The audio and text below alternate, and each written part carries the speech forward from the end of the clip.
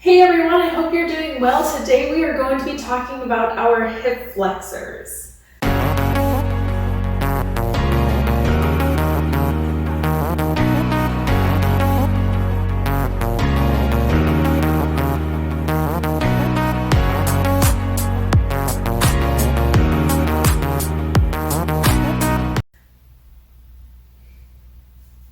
So with our hip flexors, the main hip flexor that a lot of people have problems with is the iliopsoas. It ends up running down the inside front of the leg, comes all the way up, that's why you feel really tight here, and that actually attaches into the lower back. So where it attaches into the lower back is also where your thoracolumbar fascia attaches in, your abdominals wrap around, your lats wrap around, and also your diaphragm. So it's really important for so many parts of your body to have these feeling loose, but also strong. So we're going to start with our standing work. So we're going to be doing our standing kick forward. So we're going to have one leg bent, one leg straight out in front. We can have a hand on a wall or on a railing or a chair, anything that makes you feel stable. And then we're just going to lift and lower. And we're going to do about 10 of these on each side. And just breathing deep. See what it feels like. It's not a contest on how high up you can get it. We're going to do this last one here and then coming back down, and then we're going to do the other side. So again, hips stay nice and square, still holding on to something to make sure you stay stable, and we're lifting and lowering. This is actually the hamstring that I had actually injured not that long ago, so if it's not as high as the other one, that's why.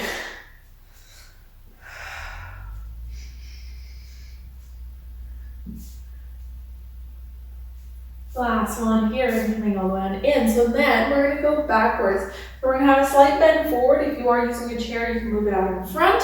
Make sure there's nothing behind you. Straight leg, lift and lift. And by going and tipping forward and lifting the leg up behind us, we're thinking about stretching the hip flexor and engaging the glute, which is its partner muscle. We're going to do two more. And then back on in, other side, slight tip forward, lift, and lift. These are great exercises to do if you're sitting a lot too, just to get your hips moving, but also in an active way.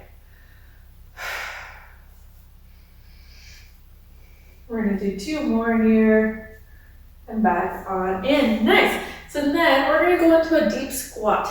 If deep squats are not something that's available in your body, you can always use a wall and slide down, or go in and do almost happy baby down on the floor.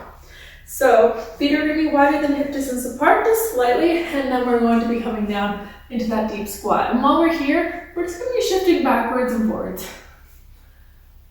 I always like having my elbows on the insides of my knees because I have a tendency to want to bring my knees in. Just kind of notice one side to the other. Maybe one side feels a little tighter than the other if you are using a wall, or you're up a little higher, or even your heels are off. You can still do these. And then what we're going to do is we're going to come down to the seated, bend in your knees, and we're going to knee sway and knee sway. So again, keeping the hips nice and warm, but also looking for lots of mobility here. It doesn't matter if you can't get all the way down.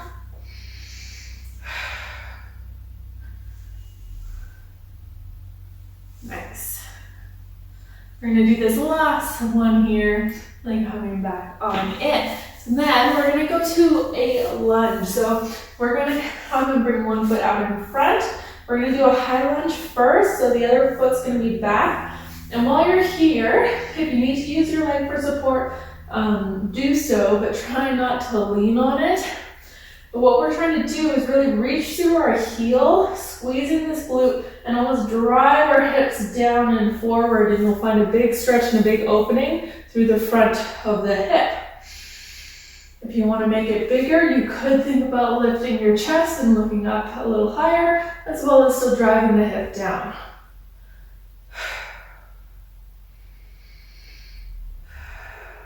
We're gonna have just one more big breath here. And then we're gonna bring the knee down into a low lunge. You can uncurl the toes if that feels best for you. And again, still thinking about pushing the hips down and forward, reaching through the back leg, opening up in the front of the hip. Good job, guys. Those big deep breaths. If you're starting to feel a little grumpy because some things don't like stretching, just think about something happy. And then from here, we're going to add in, if that feels right to you, we're going to think about either bending backwards. You could raise your arms up towards the ceiling. And this is all just to help you drive the hips forwards. And then we're going to take that one arm down and we're going to side bend away from the hip that's being stretched.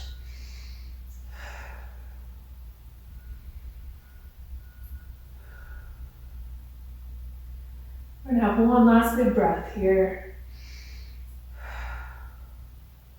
Awesome. And then we're going to bring those hands down. We're going to be on the inside of the foot, the front foot.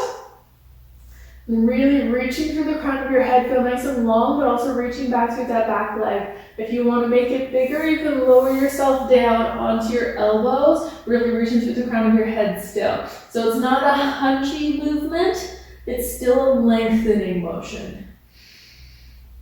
And we're just breathing here, nice and deep.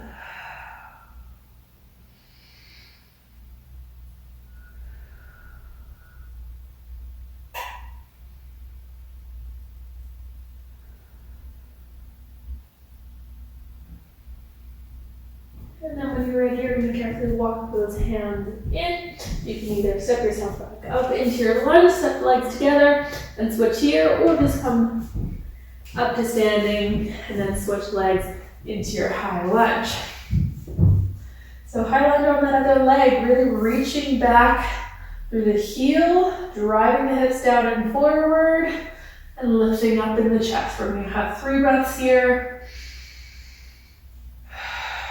Really try to let everything release.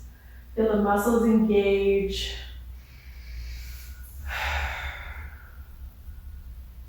And one last one.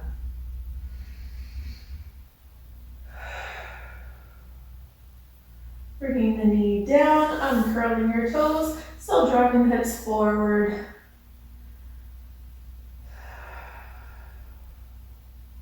Squeezing in this glute.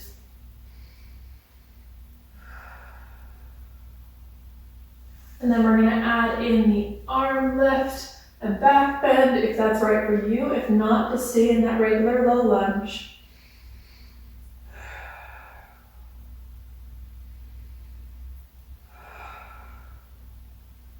And then we're going to bring our hand down, opposite hand to hip that's being stretched, and then side bend over and away from that hip.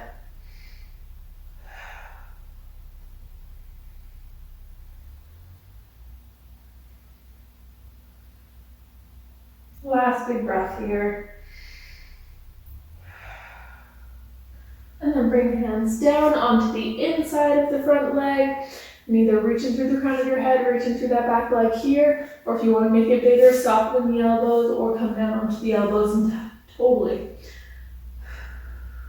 And as always, thinking reaching long through that back, reaching long through the leg. You're trying to create as much space as you possibly can.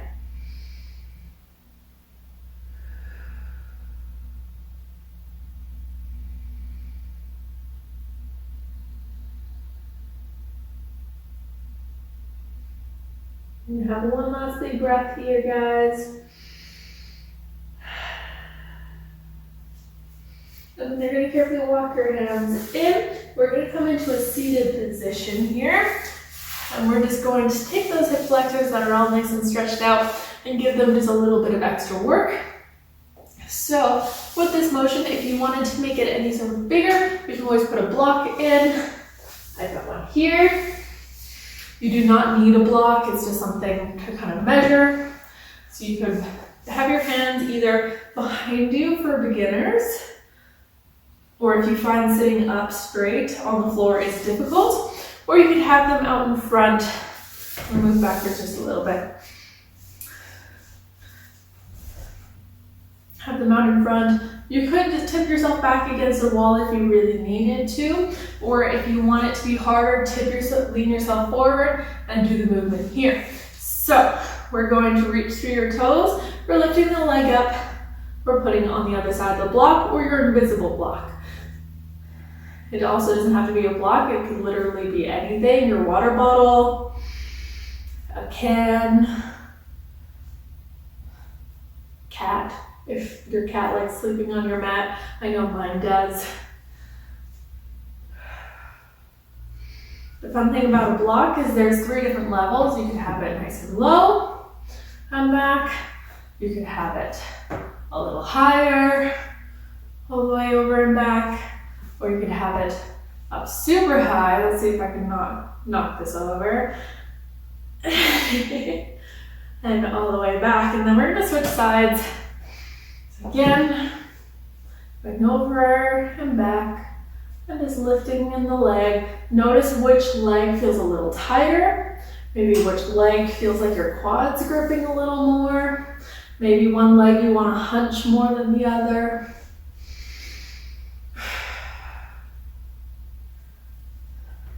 If you're playing around with the block, you can always change it up.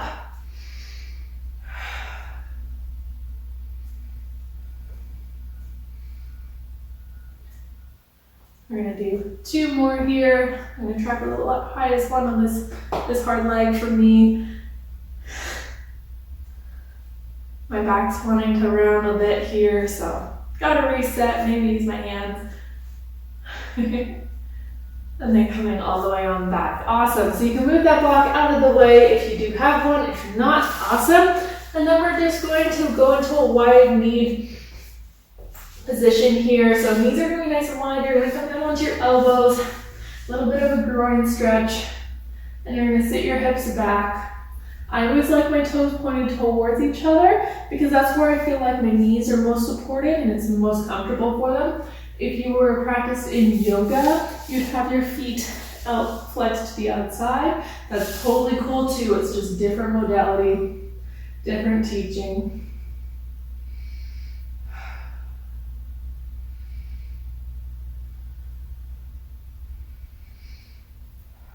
We're gonna do this last one here. Last little shift back or stretch.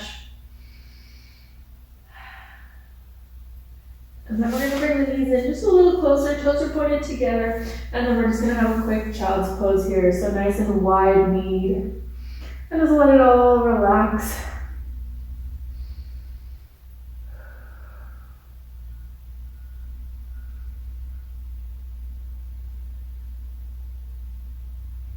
This is also a great time to just kind of give yourself a little bit of a pat on the back for doing this for your body. Hip flexors are not exactly a nice topic. They're often really tight, rather weak. And they're always, or not always, they're often things that tend to get in our way, but are hard to do something about. So way to go, guys, for doing something about it.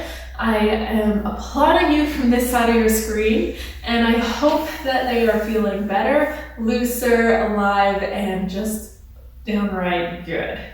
Okay, sending lots of love, and I hope you enjoyed this video. Make sure to like, comment, and subscribe to see more of them. It really helps me out, especially when there's not as much teaching going on in person. So sending lots of love, and I hope you're all staying nice and safe. I will see you very, very soon. Bye.